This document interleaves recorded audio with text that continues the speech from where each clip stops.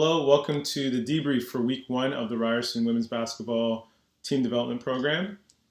Congratulations for getting through your first week of the program. And the first week was about the meta skill of self-awareness. Let me go back. Meta skills were about the skills that we need to get us from where we're at to where we need to be or want to be as quickly as possible.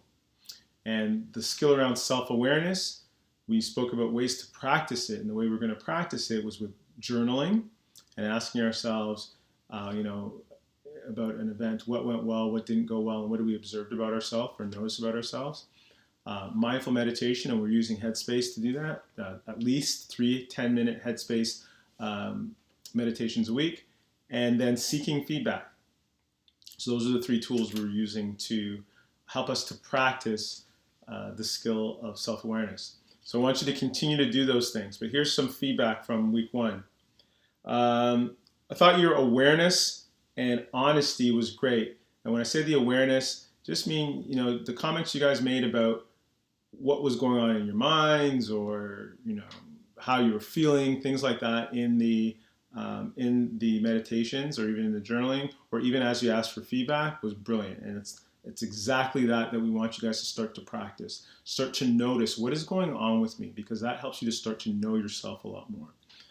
There's great honesty and authenticity. So whether it was honesty about, I only got 2 meditations in, or I'm submitting my work late, or whatever it was, the honesty is great. And I like the authenticity of you guys just translating this activity through your own lens and not trying to make it about anybody else, but just saying your truth.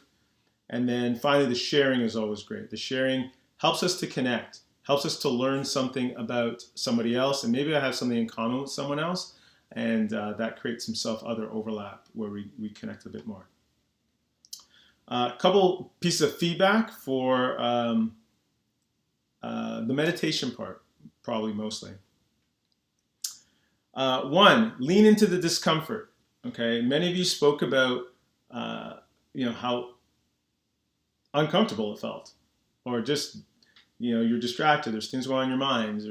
It wasn't normal. It's supposed to feel uncomfortable. It's not unless it's something that you do regularly and you have a high level of skill with it. It's supposed to be uncomfortable.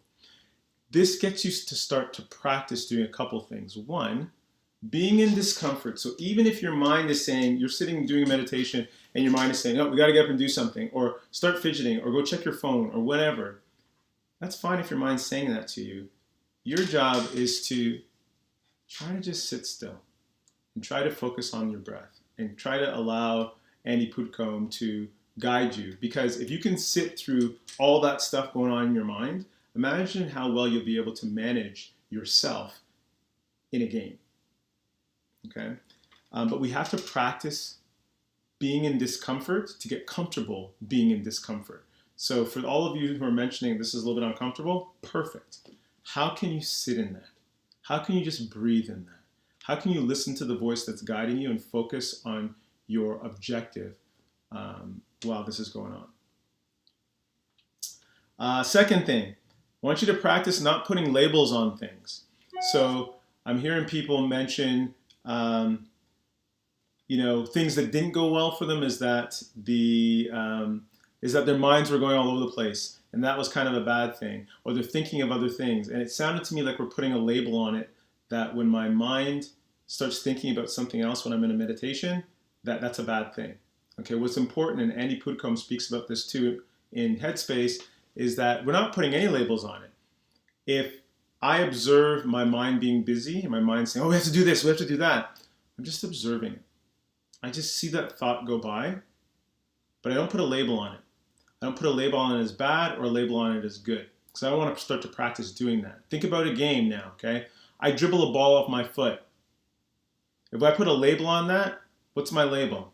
Shit, I suck, right? If I miss a shot, oh, I never hit a shot. This is me putting labels on things. How does that affect my performance? Versus dribble the ball off my foot or miss a shot, observe what happened, and what is my objective right now? Right? My objective is, in a game, what's next? Or next play? Or what's my job right now? Maybe it's get back on D. Maybe it's to get a rebound, whatever. The same way that in meditation, as my mind starts to go to one of these little distractions, it's okay, I just observe it. And then I start to think about, okay, what am I supposed to be doing now? Oh yeah, you know what? I'm going to connect back with my breath. Okay, so I'm not reacting, I'm choosing to respond. But very powerful as it relates to performance. Some of you mentioned that it was tough just sitting doing nothing. Again, same kind of thing as earlier, in the sense that it's going to be hard sitting doing nothing because you guys are butt kickers. When I say butt kickers, I mean you guys are getting stuff done. You're going to work, you're doing a workout, you're doing something for school, you're meeting with Carly or with Jess or with Vadim, or you're doing some homework or whatever. You're always doing. So that is what you become good at, and that's what you become accustomed to. So we're asking you to take 10 minutes out of your day to not do, or to do nothing, and to observe how that feels. So, of course, at the beginning, it's going to feel uncomfortable again because you're accustomed to go, go, go. As you practice it more, this is like any other skill, you will get better at it.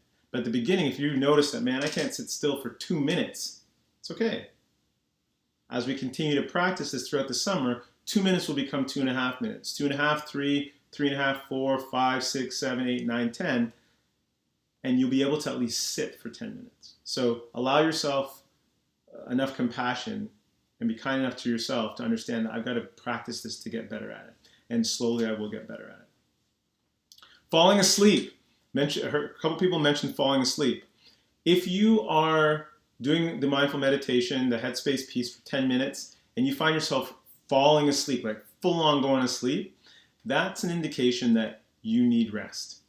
That's telling you that your body is running on adrenaline. And what's happening is, as soon as you stop the adrenaline by way of the meditation, your body shuts off. It's like, woohoo, finally we can get some rest. And it conks out. So it begs the question, where can you get some more rest? Where can you get some naps throughout the day? Or can you go to bed a little bit earlier? Or can you sleep in a little bit later? That kind of thing. But it's telling you that your body needs rest.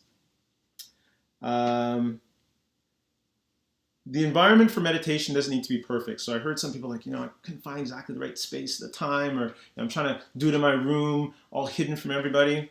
You can do this thing on the bus or on the subway. It could be, in the Rams Cafe.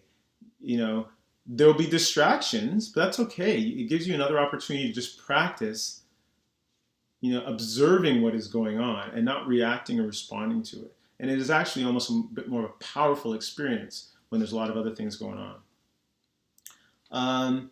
Some of you mentioned, I didn't make the time to do the homework. I couldn't find the time.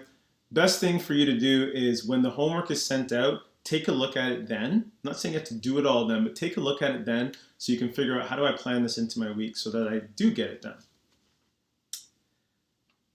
And then on the journaling front, let's make sure that we're also journaling. I heard a lot of feedback and comments about the meditation, not so much about the journaling. So make sure that you're journaling.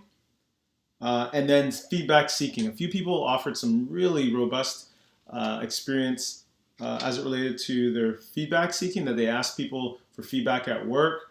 Make sure that we're doing that throughout the summer too. If you have a workout with Carly, Jess, or Vadim, ask them in between sets, or at the end, what can I do to be better? At work, some of you mentioned asking that question. Those are great questions. And again, it's practice. What we're doing is we're just practicing asking those questions so we can practice being in the discomfort of receiving that type of feedback so that it becomes more comfortable for us. That's it for the end of week 1. Great job, great start. Let's go get week 2. Peace.